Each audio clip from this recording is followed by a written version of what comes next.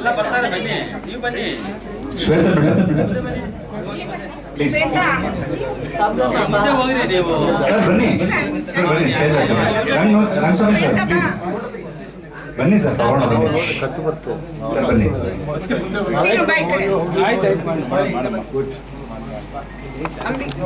ಅಮ್ಮ ಬನ್ನಿ, ಸ್ಟೇಜ್ ಹತ್ರ ಬನ್ನಿ, ಫೋಟೋ ತಗೊಂಡು.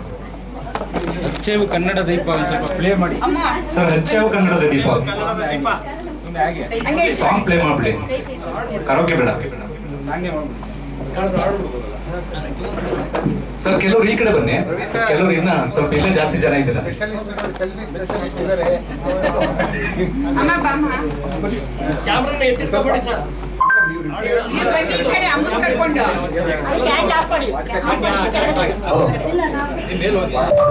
ಟಿವಿ ಇದೆ ಶ್ರೀನಿವಾಸ್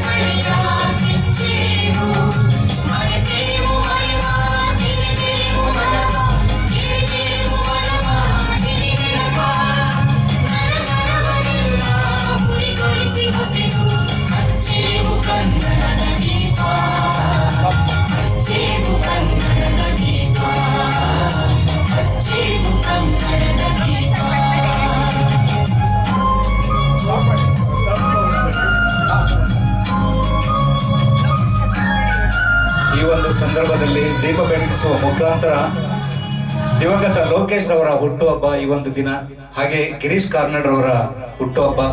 ನಮ್ಮ ನಾಟಕ ಕಲಾವಿದರಿಗೆ ಒಂದು ಅದ್ಭುತವಾದಂತಹ ವೇದಿಕೆಗಳನ್ನ ಮತ್ತೆ ಡ್ರಾಮಾಗಳನ್ನ ಕಥೆಗಳನ್ನ ಕೊಟ್ಟಂತಹ ಗಿರೀಶ್ ಕಾರ್ನಾಡ್ ಅವರು ಈ ಒಂದು ಸಂದರ್ಭದಲ್ಲಿ ಹುಟ್ಟುಹಬ್ಬವನ್ನ ಈ ಒಂದು ದಿನ ಆಚರಣೆ ಆಗ್ತಾ ಇದೆ.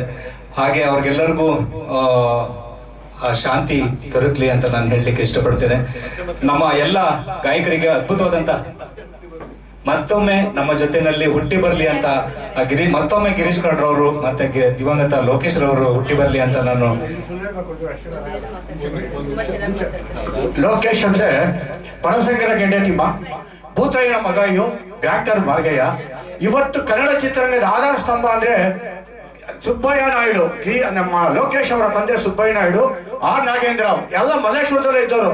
ಅವರು ನಮ್ಮ ಕನ್ನಡ ಚಿತ್ರರಂಗದ ಆಧಾರ ಸ್ತಂಭ. ಅದೇ ರೀತಿ ನಾಟಕ ಅದೇ ನಮ್ಮ ಕರ್ನಾಟಕದ ಕನ್ನಡ ನಾಟಕನ ವಿಶ್ವಮಟ್ಟಕ್ಕೆ ಕೊಂಡೊಯ್ದವರು. ಸಮಗ್ರ ಸಾಹಿತ್ಯದಲ್ಲಿ ಜ್ಞಾನಪೀಠ ಪ್ರಶಸ್ತಿಯನ್ನು ತಂದುಕೊಟ್ಟು ಕನ್ನಡನ ಒಂದು ಮೇಲ್ಮಟ್ಟಕ್ಕೆ ತಗೊಂಡೋದವರು ಅಂದ್ರೆ ಅದು ನಮ್ಮ ಗಿರೀಶ್ ಕಾರ್ನಾಡ್. ಡಾಕ್ಟರ್ ರಾಜ್ಕುಮಾರ್ ಜೊತೆಯಿಂದ ಹಿಡಿದು ದೇವಾನಂದ ಜೊತೆ ಆಕ್ಟ್ ಮಾಡಿದ್ರಿ ಅವರು ಅಂತ ನಾವು ನೆನ್ಸ್ಕೊಳ್ಳೇಬೇಕು. ಆಮೇಲೆ ಸುಬ್ಬಯ್ಯ ನಾಯ್ಡು ಅಂತ ಹೇಳ್ತೀವಿ ಅಥವಾ ನಾವು ಲೋಕೇಶ್ ಅಂತ ಹೇಳ್ತೀವಿ. ಲೋಕೇಶ್ ಮಾಡಿರೋ ಪಾತ್ರನೇ ಇಲ್ಲ ರೀ. ಕನ್ನಡ ಚಳವಳಿಯಿಂದ ಗೋಕಾಕ್ ಓದಿ ಚಳವಳಿ ಆದಾಗ ಮೊದಲು ಬಂದವರೇ ಲೋಕೇಶ್, ಅಶೋಕ್, ಆನಂತರ ರಾಜ್ಕುಮಾರ್ ಬಂದಿದ್ದು. ಅವ ಯಾಕೆ ನಾನು ಗೋಕಾಕ್ ಪರೀಕ್ಷೆ SLC ಫೇಲ್ ಆಗಿದ್ದೆ, ನಾನು ಜೈಲಲ್ಲಿದ್ದೆ ಲೋಕೇಶ್ ಜೊತೆಲಿ. ಅದಿದ್ದ ನೆನಪು ಬರ್ತಾ ಇದೆ. ಲೋಕೇಶ್ ಹುಟ್ಟುಹಬ್ಬ ತಕ್ಷಣ ನನಗೆ ರೋಮನ್ಸ್ ಆಯ್ತು ಇವತ್ತು. ಇಂಥ ಕಾರ್ಯಕ್ರಮದಲ್ಲಿ ಲೋಕೇಶ್ ಬಗ್ಗೆ ಮಾತಾಡಲೇಬೇಕು. ಪರಸಂಗದ ಗೆಂಡೆ ತಿಮ್ಮ ಎಂತೆಂಥ ಚಿತ್ರ ಕೊಟ್ಟರು, ಎಲ್ಲಿಂದಲೋ ಬಂದವರು, ಎಲ್ಲಿದ್ದೆ ಇಲ್ಲಿ ತನಕ, ಎಲ್ಲಿಂದ ಬಂದ್ಯವ ಅಂತ.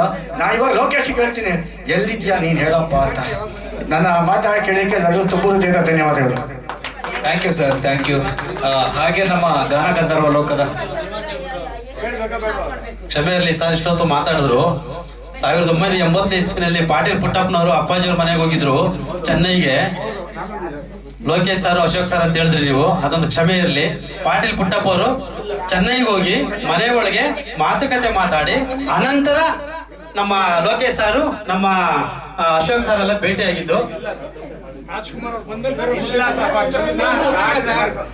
ಇರ್ಲಿ ಬುಕ್ ಓದಿದ್ವಿ, ಬುಕ್ಕಲ್ಲಿದೆ. ಕ್ಷಮೆ ಇರಲಿ. ಗೋಕಾಕ್ ಚಳವಳಿಗೆ ಪ್ರಥಮ ಪಾತ್ರ ಪದ್ಮಭೂಷಣ ಡಾಕ್ಟರ್ ರಾಜ್ಕುಮಾರ್ ಅವ್ರ ಕೈ ಮೇಲೆನೆ ಲೋಕೇಶ್ ಹಾಗೂ ಅಶೋಕ್ ರವರು ಎಂಟ್ರಿ ಆದ್ರು. ಪ್ರಥಮ ರಾಜ್ಕುಮಾರ್ ಅವರ ಒಪ್ಪಿಗೆಯನ್ನ ಪಡೆದೆ ಗೋಕಾಕ್ ಚಳವಳಿ ಕೈ.